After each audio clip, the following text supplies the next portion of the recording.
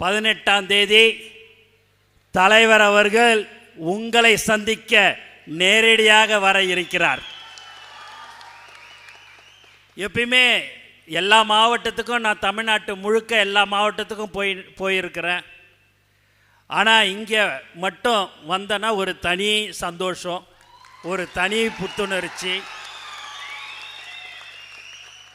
ஏன் அப்படின்னு சொன்னால், தலைவருடைய ரசிகர் மன்றம் முதல்ல ஆரம்பித்த மாவட்டம்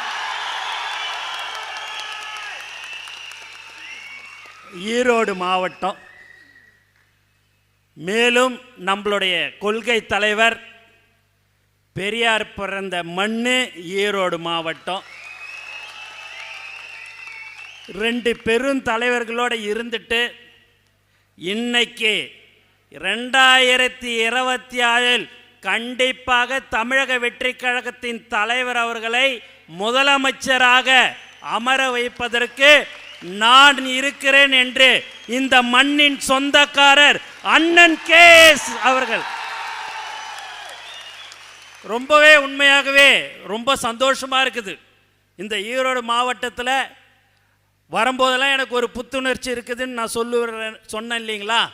அதுக்கு இன்னும் நல்லாவே புத்துணர்ச்சி இருக்கிறதுனா அண்ணன் கேஎஸ் அண்ணன் வந்திருக்கிறாரு. 50 வருடமா அவருடைய அரசியல் பயணம். நானும் ஒரு சட்டமன்ற உறுப்பினராக இருக்கிறேன், ஒரு சின்ன ஊரில், ஒரு சின்ன தொகுதியில். நான் ஒரு 10 நாளைக்கு முன்னாடியே அந்த சட்டமன்ற உறுப்பினர் பதவியை நான் ராஜினாமா செய்யும் போது எனக்கு அப்பேற்பட்ட ஒரு கஷ்டம். 5-6 மாதம் இருக்கும் முன்பே அந்த சட்டமன்ற பதவியை ராஜினாமா செய்துவிட்டு தமிழக வெற்றி கழகத்தின் தலைவருக்கு அவர் வந்தார். அண்ணா, இன்னைக்கு நான் உங்களுக்கு தெளிவாக சொல்கிறேன்னு, நீங்கள் என்ன சொல்கிறீங்களோ, எங்கள் தலைவர் தளபதி என்ன சொல்கிறாரோ, நீங்கள் என்ன சொல்கிறீர்களோ அதுபடி நாங்கள் எல்லோரும் செயல்படுவோம். எங்களை தலைவர் எங்களை அப்படி தானே வழி நடத்தியிருக்கிறாரு. ஒருத்தவங்க யார் நம்பி வராங்களோ கடைசி வரைக்கும் கைவிட மாட்டோம் என்பதை தெளிவாக சொல்கிறேன். எங்களை முழுமையாக நீங்கள் எங்களை ஏற்றுக்கினீங்கன்றது எனக்கு எப்படி தெரியுது அப்படின்னா, எங்களுடைய தமிழக வெற்றி கழக தோழர்களை ரொம்ப சீக்கிரமாக அரவணைத்து கொண்ட ஒரு உண்மையான அண்ணன் கேஎஸ்ன்றதை தெரிவிச்சுக்கிறேன். நான் அவர் முன்னாடி இப்படி பேசுனா கை தட்டுவாங்க போவாங்கன்னெலாம் சொல்லலைங்க. அந்த மாதிரி எங்களை வழி நடத்தவில்லை நம் தலைவர் தளபதி. உண்மையாக நாங்கள் உங்களுடன் எப்போதும் இருந்து கொண்டு இருப்போம். அதே போல் உங்களுடன் நீங்கள் மற்ற கட்சியிலேருந்து உங்கள் கூட வந்து சேர்ந்துருக்கிறாங்க, அவங்களுக்கு உண்டான மரியாதையை நாங்கள் உங்களுக்கு எப்படி கொடுக்குறோமோ அதே அளவிற்கு நாங்கள் கொடுப்போம் என்பதையும் இந்த நேரத்தில் தெரிவிச்சுக்கிறோம்.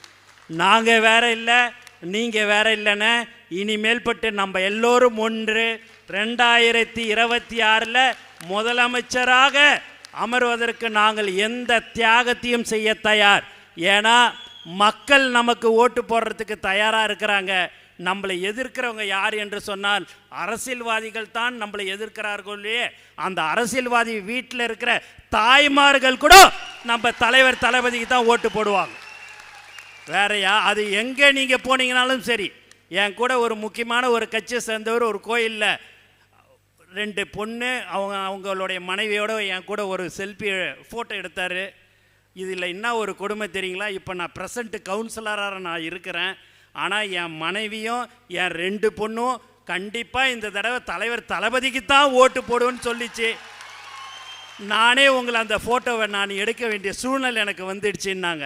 ஏன்னா ஒரு உண்மையான தலைவரை ரொம்ப நாள் கழித்து ஒரு பெரிய பெரிய தலைவரை பார்த்த தமிழ்நாடு ஒரு உண்மையான தலைவன் நமக்கு கிடைத்து விட்டார் என்று இளைஞர்களுடைய எழுச்சி நாயகனாக தலைவர் தளபதி இருக்கிறார்.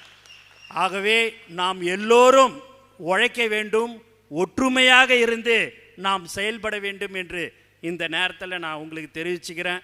செய்திகளை உடனுக்குடன் தெரிந்து கொள்ள கீழ்கண்ட கேபிள் மற்றும் டிடிஹெச் நெட்வொர்க்குகளில் எம்நாடு செய்தி தொலைக்காட்சியை காணுங்கள். பாதகம் செய்பவரை கண்டால் நாம் பயம் கொள்ளலாகாது பாப்பா. மோதி மிதித்து விடு பாப்பா, அவர் முகத்தில் உமிழ்ந்து விடு பாப்பா. அண்மை செய்திகளை உடனுக்குடன் தெரிந்து கொள்ள இணைந்திருங்கள் எம் நாடு தொலைக்காட்சியுடன்.